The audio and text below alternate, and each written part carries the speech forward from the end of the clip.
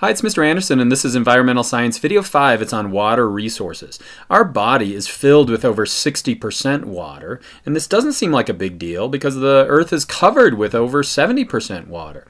The problem with that is that most of that is seawater that we can't use. And the fresh water that remains, most of it's going to be frozen in ice caps and glaciers, and so the percent that is really fresh water on the surface is a small percent of the water on our planet, and it's finite. The amount of water we have on our planet has never changed. Now, as the sun provides energy to the earth, the water will move around through the hydrologic or the water cycle, but we have a finite amount of water, and most of it is going to be seawater.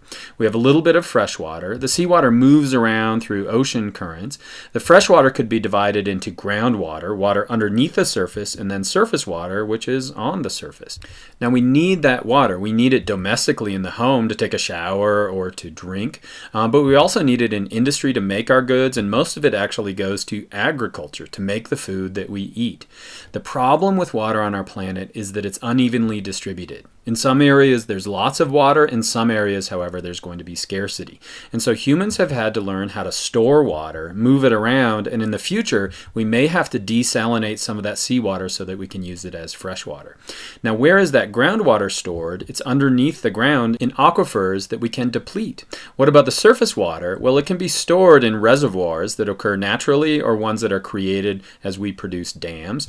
And then we can move it around through aqueducts and even to the plant itself through irrigation. But we have a finite amount, and so conservation is incredibly important, and economics have contributed to water loss and could help us to actually solve this water conservation problem. And so the hydrologic cycle works like this. Anywhere there's water on the surface, we can have evaporation.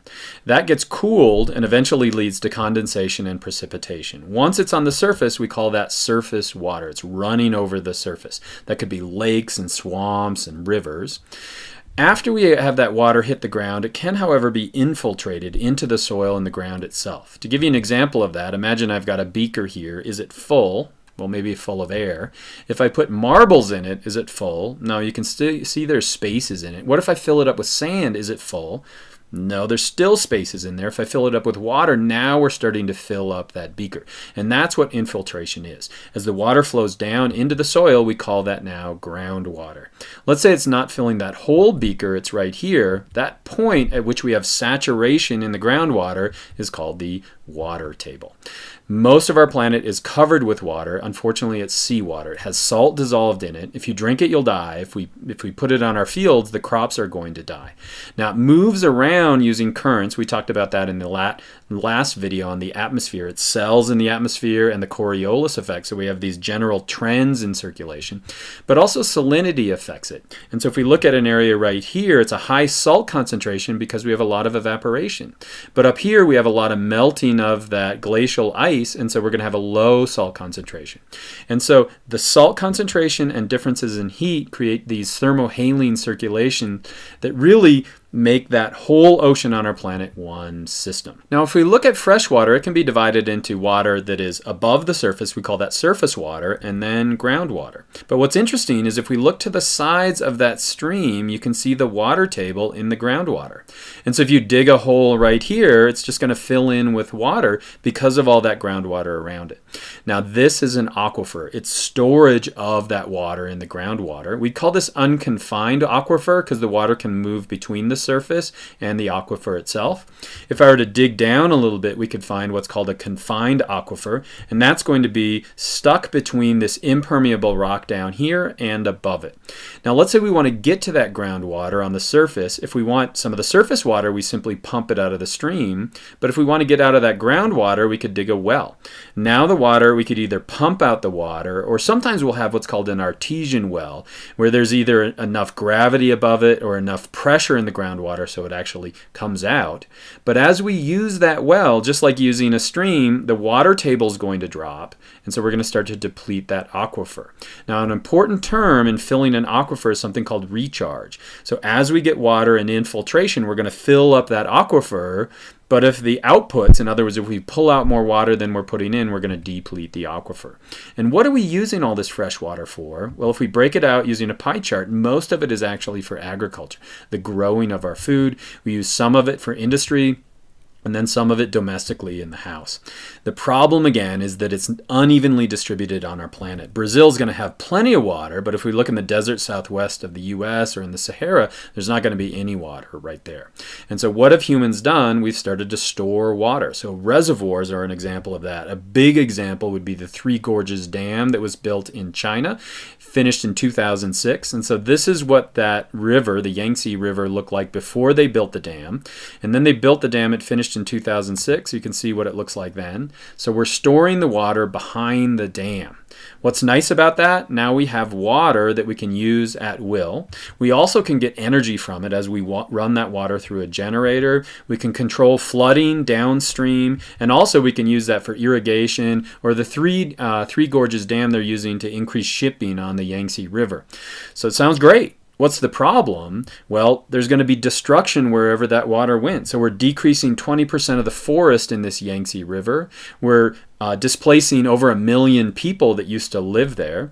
We also have evaporation of the water off the surface, and then we're going to have nutrients that start to deposit there that would have normally moved their way down the river, and that's going to disrupt wildlife. And so fish obviously can't spawn, move up and down in the stream, but it's also going to change the temperature of the water.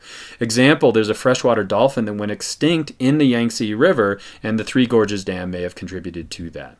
We can also store it underground. That's naturally stored in what are called aquifers. One of the largest ones on the planet is the Ogallala Aquifer. It's going to be found in the Midwest, and so here it is in Nebraska, but it goes all the way down to Texas and up into South Dakota. It's a huge aquifer. So if we look at the amount of water stored underground, it's over 1,000 feet of infiltrated, saturated water underneath the ground that we can use. And you can see right here, there's tons of irrigation going on. This is in Kansas. They're using center pivot irrigation so they can grow their crops. Seems great, but what happens again is that we can deplete that. So if we look at this is during a 10 or a 15-year period of time. There's an increase in the aquifer in certain areas, but most of the time we're seeing depletion. And sometimes that aquifer has kind of disappeared. And a lot of scientists think in the next 100 years, the Ogallala Aquifer is just going to disappear. Why is that a problem? It could take another 6,000 years to fill it up again through recharge, natural recharge. Now we also have to move water around. So looking to California is a great example of that. So if we look in California, they need a lot of water in the Central Valley and then in the south, Los Angeles and San Diego. So they built this huge system where they can move water where it is in the mountains and they can move it through these aqueducts to where it's needed. Now you can see that's controversial. So people in this area are saying you're depleting our rivers. In this area, we're saying we have more population, we're growing your food, so we need more of that water. And this conversation becomes more heightened when we move into drought, and California is in an awful drought right now. Drought occurs when you receive way less than the normal amount of water. And so as we use that for agriculture, irrigation movement is super important. So how do we move the water actually to the plant? The easiest way to do that is using furrow irrigation. You can see it's easy, you just dig a trench. What's the problem? We have efficiency rates of around 60%. What's that? It's how much of the water is actually going to the plant without being evaporated and infiltrated into the soil. So we could move to flood irrigation, higher efficiency, but it's going to damage the plant a lot of the time. We could move towards a spray irrigation, high efficiency, but what are we doing? You can see we're adding equipment. This is a center pivot, so that costs money. Or we could move to drip irrigation. You can see it's going to be 95% efficient, but it's going to cost the farmer a lot more money to do that kinds of irrigation. As we move into drought situations, desalination becomes an option. We can remove the water from seawater. One way to do this is through distillation. What you do is you heat up the water and it evaporates. It's kind of like the hydrologic cycle. You then cool it down, usually through pipes, and what you do is you remove the water. What's the problem? Costs a huge amount of money. We could also do that through reverse osmosis. This is a reverse osmosis plant over on the side. What you do is you put a membrane right here, and then we squeeze the water, and as you squeeze the water, you move the water through, but you leave the salts behind. Now we have fresh water. What's the problem? Costs a lot of money. About 1% of the people on our planet are using water that's created through desalination, but by 2025 we should have 14% of the people on our planet in water scarcity, and so desalination may be an issue. Now how did we get to this problem? It seems like we have an unlimited amount of water, and remember our model that that the earth provides the life support for society and the economy on the inside. And so the economy got us to this point. The decisions that we as governments made got us to this point. Where's the big mistake we made? Well, water doesn't cost enough. It's low-cost water. In other words, governments are subsidizing the cost of water, so farmers and industry and you are not really paying the amount that water costs. And as a result, you're not going to conserve it because it's just pennies on the gallon. It's incredibly cheap. And so how could we solve this problem? People might not like it, but if we increase the price of water, people are going to start to conserve. And we can also use incentives. In other words, we can pay people to pay farmers, for example, to use irrigation that's going to be more efficient or to conserve water. That's another way that economics can start to solve this problem of water conservation. And so did you learn the following? I would pause the video at this point and try to fill in all the blanks. But let me do that for you. Remember, the water resources move through the hydrologic cycle. We've got seawater, we've got fresh water. Ocean circulation and desalination could help us solve this problem. The fresh water can be groundwater or surface water. We use it for domestic industry and agriculture would be what's here. We can store the surface water through reservoirs. Aquifers is groundwater. And then we're going to use aqueducts and irrigation to help us move that water around. But again, conservation is incredibly important. Economics are going to drive that. And I hope that was helpful.